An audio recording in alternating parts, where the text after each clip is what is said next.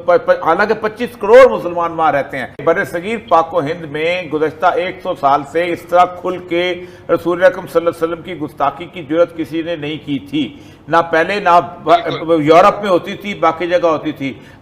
मेरी अब तक समझ में ये नहीं आता कि उसने ऐसा बेचारी ने क्या कह दिया है जिसके ऊपर आप इतना इसका वबाल बना रहे हो।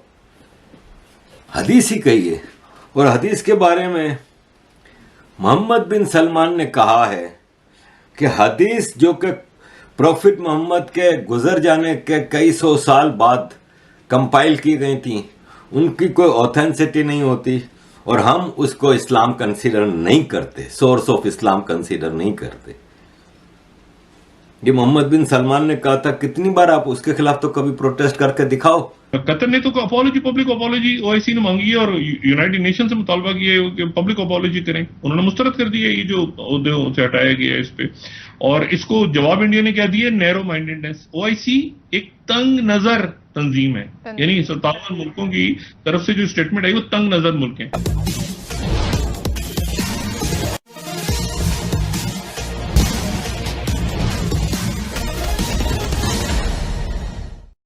पैगंबर मोहम्मद साहब के बारे में नूपुर शर्मा द्वारा की गई टिप्पणी को लेकर पाकिस्तानी मीडिया कुछ ज़्यादा ही परेशान दिखता है। पाकिस्तानी मीडिया यह कह रहा है कि 100 साल के बाद किसी हिंदू ने ऐसा पैगंबर मोहम्मद साहब के बारे में कहने की हिम्मत जुटाई है, लेकिन आज पाकिस्तान की स्थिति ऐसी है कि न तो वह भारत का कुछ बिगाड़ सकता है और न ही वह भारत के साथ लड़ सकता है।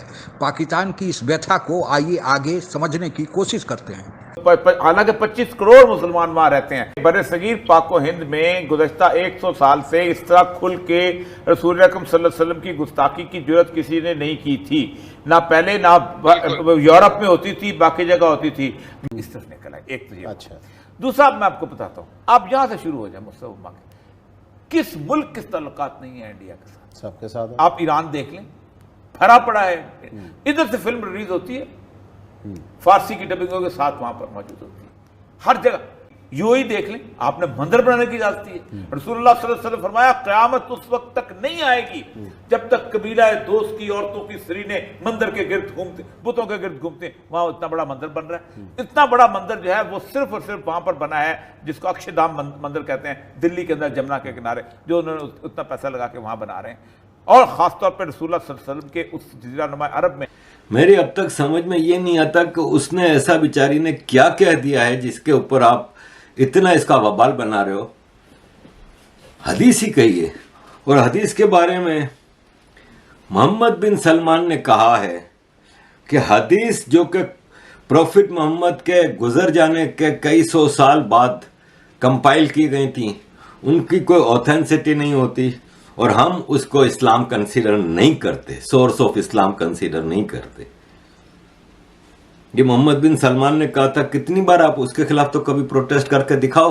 कतर ने तो अपॉलॉजी, पब्लिक अपॉलॉजी ओआईसी ने मांगी है और यूनाइटेड नेशन से मुतालबा किया है कि पब्लिक अपॉलॉजी करें। उन्होंने मुस्तरद कर दिया ये जो ओहदे से हटाया गया है इस पे, और इसको जवाब इंडिया ने क्या दिया, नैरो माइंडेडनेस। ओआईसी एक तंग नजर तंजीम है, यानी 57 मुल्कों की तरफ से जो स्टेटमेंट आई वो तंग नजर मुल्क है। अच्छा, अब इशू ये है कि जब आप नहीं रिजॉल्व करते ना, खास अब पाकिस्तान जहां पर आ चुका है ना सियासी तौर पे, छोड़ दें कि वो आप बाहर से क्या खतरा होना है, और अल्लाह ना करे कि कोई हमारे न्यूक्लियर एसिड्स।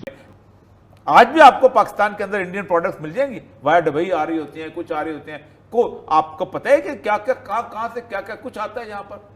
मैं जगह की नाम नहीं लेना चाहता, वरना सुबह शोर मच जाएगा, लोग उस गली की तरफ चले जाएंगे। लेकिन असल मसला यह है उस्मान साहब कि ये जुर्रत कैसे हुई। इस औरत का तो 1 अरब 70 करोड़ लोगों ने सुना है, और फिर चुप रहो, फिर खामोश रहो। जिस किस्म के इकदाम इंडिया में ये कर रहे हैं, हुक्मरान पार्टी कह रही है जी हमने उसको निकाल दिया, जी हमने उसको ये कर दिया, इससे मसला तो हल नहीं होगा। आप मसला ये है होगा क्या, लाइन ऑफ एक्शन क्या होनी चाहिए, किस तरीके से ये आइंदा ऐसा ना हो या उसको सजा दी जाए। जिस तरह की उन्होंने ना तो माफी मांगी है नरेंद्र मोदी ने, ना किसी और किसी ने कुछ किया। असल मसला यह है कि ये इशू अब मुस्लिम उम्मा का बनना चाहिए। आप लड़ नहीं सकते तो आप ये यूज किया जाता है, जो अभी अरब कंट्रीज में ड्रामे हो रहे हैं ना, उनमें से किसी को पता भी नहीं है कि बात क्या है, बेइज्जती हुई है, ब्लास्फेमी हुई है। मसला ये है कि ये जो इस्लाम है ना, ये हमेशा खतरे में रहता है। मुल्लाओं ने, इर्रेस्पेक्टिव ऑफ किस मुल्क का मुल्ला है, अरब हो नॉन अरब हो, साउथ एशियन हो, सब मुल्लाओं ने मुसलमानों के जहन में एक बात डाल दी है कि पूरी दुनिया इस्लाम की दुश्मन है और इस्लाम हमेशा खतरे में है। कि प्राइम मिनिस्टर नरेंद्र मोदी को चूंकि हराना ऑलमोस्ट इस वक्त भारत में नामुमकिन है, तो भारत की तमाम अपोजिशन पार्टियों को एक बहाना चाहिए होता है। वो एक ऑफ कोर्स पॉलिटिक्स है, पॉलिटिक्स में तो ऐसा ही होता है। शर्मा जी ने अपने ट्विटर अकाउंट पे भी अपोलोजाइज किया है। उन्होंने कहा है कि अगर मैंने किसी को हर्ट किया है तो मैं माफ़ी मांगती हूँ, लेकिन उसके साथ उन्होंने एक वजाहत भी दी है। उस वजाहत में उन्होंने कहा है कि अनफॉर्चुनेटली हिंदू धर्म के खिलाफ तो इतनी बातें होती हैं, तो उसके रिएक्शन में एक नेचुरल है, वो कभी कभी मतलब हिंदू बहन भाई भी भड़क जाते हैं। आपने और मैंने अपनी दरसी किताबों में हमने पढ़ा हुआ है कि किस तरह हिंदू धर्म के खिलाफ नफरत का इजहार और इंसल्ट का इजहार होता है। उसके बाद अगर हम में ये जुर्रत है कि हम दूसरों को कहें कि जी हमारे शख्सियात के बारे में कोई बुरी बात ना कहें, जबकि हम मुकम्मल तौर पर नफरत से और तजलील से भरे हुए हैं दूसरों के खिलाफ। बीजेपी प्रवक्ता नूपुर शर्मा ने एक टीवी शो के दौरान पैगंबर मोहम्मद साहब को लेकर कुछ टिप्पणी की थी, लेकिन इस टिप्पणी को करने के बाद में उन्हें एहसास हुआ कि ऐसी टिप्पणी सार्वजनिक रूप से वह भी टीवी पर नहीं करनी चाहिए थी। तो उन्होंने अपने ट्विटर हैंडल पर एक खेद प्रकट किया और कहा कि अगर उनके इस टिप्पणी से किसी की भावनाओं को चोट लगी है तो वे उसके लिए खेद प्रकट करते हैं। इस उनके सफाई देने के बाद यह मामला वहीं पर ख़त्म हो जाना चाहिए था, लेकिन यह मामला कुछ हमारे देश में बैठे लोग और पाकिस्तान में बैठे लोग इसको आवश्यकता से ज़्यादा तूल दे रहे हैं और हमारे देश के लोग तो लगता है कि वे पाकिस्तानी एजेंट ही बन गए हैं। ऐसा क्यों किया जा रहा है? इसके पीछे एक सोची समझी साजिश है। हालांकि पहले तो इस मामले को तूल फैलाकर इसका अंतर्राष्ट्रीयकरण करना ही उनका मेन एजेंडा है।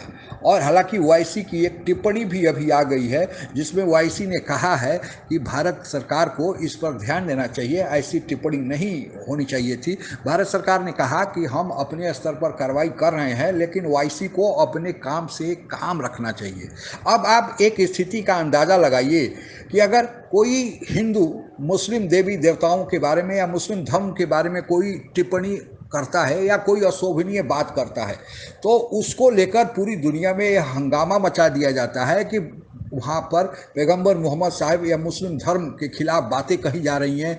भारत में दूसरे धर्म के लोगों के बारे में कोई मर्यादा नहीं है, उन्हें आदर नहीं दिया जा रहा है। लेकिन अगर इसके विपरीत अगर कोई मुस्लिम संप्रदाय की ओर से हिंदू देवी देवताओं के बारे में अशोभनीय टिप्पणी की जाती है या कोई धर्म के खिलाफ बातें की जाती है और फिर भारत सरकार नियमानुकूल उन मुस्लिम लोगों के खिलाफ जिसने ऐसी आपत्तिजनक टिप्पणी की है अगर कार्रवाई करती है तो फिर कहा जाता है कि भारत सरकार अत्याचार कर रही है। तो फिर आखिर जाएं तो जाएं कहाँ? अगर कार्रवाई एक धर्म के को छूट दे दिया जाए और दूसरे धर्म के बारे में चुप रहा जाए, ऐसा भी तो संभव नहीं है, क्योंकि ऐसा तो किसी कानून में गुंजाइश ही नहीं है।